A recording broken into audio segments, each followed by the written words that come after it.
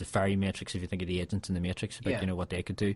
But no, the Sentinels are very, very iconic villains in the whole X-Men universe. Quite more often than not, they do look ridiculous, though, and it basically ends with Wolverine chopping them to bits with his claws, or Cyclops, who incredibly doesn't appear to be in this X-Men film, which is just ludicrous if you ask me. But I'm still hoping Bryan Singer is going to throw us a curveball there. And Anna Paquin, who curiously popped up on the cover of one of the Empire magazines, but is Bryan Singer himself said she's not in the movie. She hasn't made the final cut of the movie, so that has sort of got people wondering why she's popped up on the cover. Fantastic Four. The Fantastic Four reboot. Now, there's a lot of talk about reboots happening and stuff too soon. Is it too soon for a Fantastic Four reboot? Not at all, no. But I think it has to be done properly. Okay. I don't think the last pair of films were as bad as everybody said. I think they did what they did very well, in the sense that they were clearly aimed at the younger fans. I thought Chris Evans was amazing as Human Torch. I think he was hilarious, very charismatic. Yeah. But I'm worried now they're going to try and go the complete opposite, where they make it so gritty and serious that it bears no resemblance to the Fantastic Four that we know and love, which could be the case if rumours about them working for the military and that's how they meet are true. Okay. It's going to be directed, of course, by Josh Trank? Trank, yeah. Yeah, who directed Chronicle. Have you seen Chronicle? I have, yes. Did you like Chronicle? I did, yeah. I wasn't sure if everybody had told me it was the greatest thing they'd ever seen. Right. And then when I got round to seeing it, but I know that it was definitely a film. It was definitely enjoyable and had a lot of merit. And you know, hopefully he'll make a great Fantastic Four film. But from what I've heard so far, even down to the casting of Michael B. Jordan as Johnny Storm, I don't know about that. I think, you know, iconic characters and, you know, and the expectations fans have in them, you know, I think maybe you should respect that sometimes, and just, you know, you wouldn't get, you know, for example, Bradley Cooper playing Nelson Mandela. Yeah, but B. Jordan is only attached to the role, though. He hasn't been cast yet, has he? Well, I think, I could be wrong here, but I think his name has been put out there to sort of kind of test the water, almost. Of course, for anybody that's listening to the show, I don't mean the problem, but the thing that what we're talking about here is that Michael B. Jordan obviously is a black actor, whereas the Human Torch is possibly one of the whitest characters in the Marvel canon. Exactly, really. Yes. Yeah. And of course, then the implication as well is that if they cast a black actor in this, the Sue Storm has to be a black actress as well. Well, because they're brother and sister. Yeah, right? They are brothers. They're twins, are they? I can't twins? remember. I can't remember if they're twins, but something gave me that impression. But it could be my own stupidity. Okay, well, the latest name that's being attached to this now is an actor by the name of Josh Gad. Do you know who this guy is? I didn't until I googled him and saw his face, and then I know who he is now. Okay. Who's being attached to the Thing? Yeah, I think it's basically for his voice. Okay. So we think we're going to be like a CGI character? I'd say that's probably going to be the case, even though I would prefer prosthetics a la Hellboy, for example. Yeah, Michael Chiklis, of course. He was good in the role too. You know, I actually kind of liked him. I thought that out of the four of them, the two standouts were Evans and Chiklis. Yeah, absolutely. But this guy, he's been attached to it now. This actor, Josh Gad, who everybody kind of, even if you don't know that you know him, he is, of course, the penguin, the snowman in Frozen. Have you seen Frozen yet? No. You need to check out Frozen. Frozen's a wonderful movie, by the way. We're always talking about how great it is in the show. But he plays Olaf, the snowman in Frozen. But the thing that sort of got everybody up in arms is that, you know, and I'm kind of like that myself, but he's carrying a fair bit of weight, and the Thing is always meant to be a really sort of muscular character, wasn't it? Yeah, there's no... I don't know, maybe they're going to deal with it, that, you know, his metabolism changes and, you know, he kind of bulks up like Beast almost in the X-Men. Yeah. You know, but again, if it's just going to be a voice role or whatever, we don't know. The guy could do a great job, but he doesn't strike me as. No. There's been actually all of the casting rumours from this so far have been very off centre. You know, which maybe that's the way to go. Okay. You know, Michael Keaton. You know, a lot of people thought he would be rubbish. That's true. In Mr. Mom, and he turned out to be great. Duplicity. Right, Emma Stone has been talking a wee bit about Gwen Stacy in Amazing Spider-Man 2. Now, this piece of news will carry some spoilers for anybody that doesn't know how Gwen's character ends up in the comic book. So if you're one of them, you might want to tune out for about maybe the next 30 or 40 seconds. But Emma Stone has been talking... We've seen her very recently on on-set pictures from Amazing Spider-Man 2 wearing the very iconic Gwen Stacy outfit, the sort of tight top and the skirt. And everybody sort of... Once they saw that, spoiler alert, Gwen dies in the comics, and everybody thought, right, they must be going to do that because she's wearing an outfit similar to what Gwen was wearing. Very similar, yes. Whatever she wears. And with the inclusion of Goblin in this movie, and Goblin is the one that kills her in the comics. No? Or is he? Okay, there's more or to that. There's a Spider-Man, well, I'm not sure how in terms of canon, but it's been sort of suggested in the comics that Spider-Man broke her neck when he caught her with his web. Okay, right. And blames himself for it. All right. Okay. Yeah. No. Well, that's all right. Yeah. And then, of course, there was the infamous scenario where it turned out Glenn was alive the whole time and had a load of children to the Green Goblin. Right. Yeah. So I don't think they'll go down that road, though. No, I wouldn't think so. As it was a clone of Gwen or something, or other. But anyway, okay. I think we need to rewind the last 10 seconds.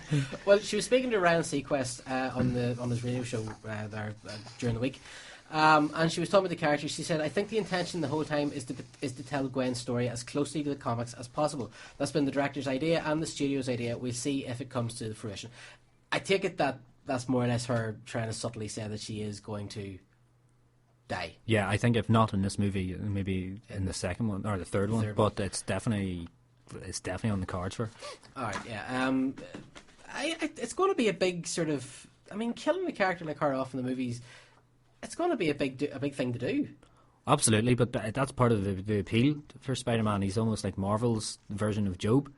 Okay. And that terrible things keep happening, but he keeps his strength and keeps his character and doesn't give in to despair, and he keeps fighting despite the terrible luck he has. He's that's what makes him such an enduring character. And of course, Mary Jane comes into it then, and their relationship as well is in many ways has superseded his relationship with Gwen Stacy, and Peter Parker and Mary Jane are one of the, after Clark Kent and Lois Lane, I think they're probably the enduring comic couple. Okay. Yeah, because then the Raimi movies they did it the other way around, didn't they? They had Mary Jane in it, and then Gwen Stacy comes along. Well, yeah, I think she was an afterthought in the third one. It was very, very poorly handled. Okay. To say the least. Right. Okay, so I think that's kind of, especially now because we know that Mary Jane is going to be in Spider-Man 3, Amazing Spider-Man 3. Yes. Right. Okay, Thor gets a new writer. The Wrap has reported that Marvel has tapped out of one of their own executives, Craig Kyle, to co-write Thor 3. He was creative consultant on the first two movies and will join Christopher Yost in penning the third installment of the franchise. Kevin Feige said, I'm proud of Craig and have enjoyed working with him over the past few years. His creative instincts have helped shape Thor and Thor the Dark World at every level of the filmmaking process. The entire team at Marvel is very happy to continue collaborating with Craig as he continues as a screenwriter, working with Christopher on the forthcoming chapter of Thor's adventure. Craig has developed and produced numerous animated series and oversaw the development and production of Marvel's original animated direct-to-DVD projects, including Ultimate Avengers 1 and 2, Iron Man, Invincible, Iron Man, Hulk versus the Next Avengers, Doctor Strange, Planet Hulk, Thor, Tales of Asgard. Am I the only person who's kind of worried that Marvel are kind of too comfortable now in Thor sequels and Captain America sequels? I want to see Doctor Strange. I want to see these different characters. Well, that's the thing. I'm interested to see how Guardians of the Galaxy goes down. Yeah. Because that's the one really that will either kind of open the floodgates that they're unstoppable and they can do whatever they like, or else it'll be the one that says maybe you've taken this too far, lads. Okay. Do you think if they had a negative reaction to Guardians of the Galaxy that they would cool the jets a wee bit? Well, I think it would not with the likes of Thor or Captain America or Iron Man, because at this stage they're licenses to print money. But I think with their more outlandish things like Doctor Strange and I think Guardians of the Galaxy is probably the biggest risk they've taken since they started this project, since the first Iron Man film. Okay, that's fair enough. And I'm really looking forward and hope it pays off in spades. Okay, right. This is Shine 102.4 FM. We're going to take a quick break and we're going to come back talking to Stuart from the Monday Movie Show. If you want to get in contact with us, you can get us on Facebook at facebook.com/following a nerd. You can tweet at nerdfollowing, and for roughly the next 40-45 minutes or so, you can drop us a text message, but only remember, if you're listening live to the show, you can get us on 079 252 89820. We will be right back after this. Excuse me, do you mind not farting while I'm saving the world? If there's something strange in your neighborhood, who are you going to call? Well, the police, of course. Following the nerd, we kill the cliché that just won't stay dead. Hey, you there! Go to www.shortyawards.com and vote for us. Do it, now! We're not going to even continue the show unless you do it. Right now. Or Okay, not now, but soon. You do promise you'll vote for us, don't you? Okay then. Mark, Saxon, they said they'd do it later, so you can go ahead and resume the show. Remember, that's www.shortyawards.com.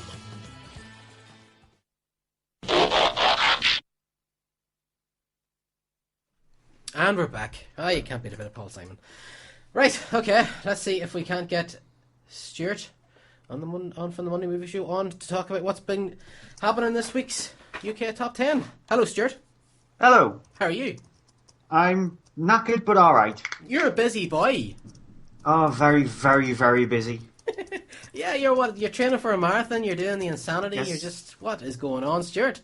I know. I decided to put too many eggs into a basket that's got a hole in the bottom. Yeah, so how's it working out for you? You must be an Adonis by now, are you? Yeah, I'll never get to the Adonis stage. I'm still more like a tub of lard. Just a slightly more sculptured tub of lard. Like Play-Doh? Yeah, pretty much.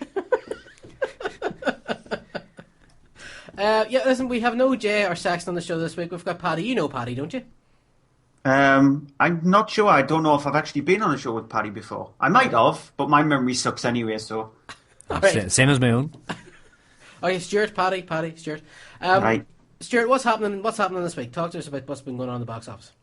Well, each week we seem to be getting a lot of films released, so the box office seems to chop and change, but a few films are hanging around like a really bad smell. You just want to get them out of the chart so we can get even more films in it, and the surprising omission from this week's top 10 is Grudge Match, the Sylvester Stallone, Robert De Niro film. It only managed to go in at number 14. Despite it being released on more than 300 screens, it failed to make more than £200,000 at the UK box office, so it's bombed badly. Wow. And early, have you seen it? I haven't seen it because it looked really bad. Andy reviewed it and he thought, yeah, it is completely brain dead and it isn't funny at all, but it's not as bad as people make it out to be. Yeah, no, I mean, our own Phil, he checked it out and he thought he actually kind of liked it. Paddy, did you see it? Grudge Match, no? No, it to me smacks like lazy payday. Yeah. But no, I mean, the word isn't too bad on it, but I mean, that certainly must be a nail in the coffin for any potential sequels or anything else. Yeah, I would say so. I doubt they would have actually made a sequel anyway, because you can just imagine where would they go. It's a one-joke idea which probably would last about 5 minutes, and they have to stretch that out to a 90-minute film, so trying to stretch that out into 2 films is even worse. Mm-hmm. But it's upsetting to think that De Niro and Stallone together don't have the clout, so to speak, pardon the pun, to get into the top 10.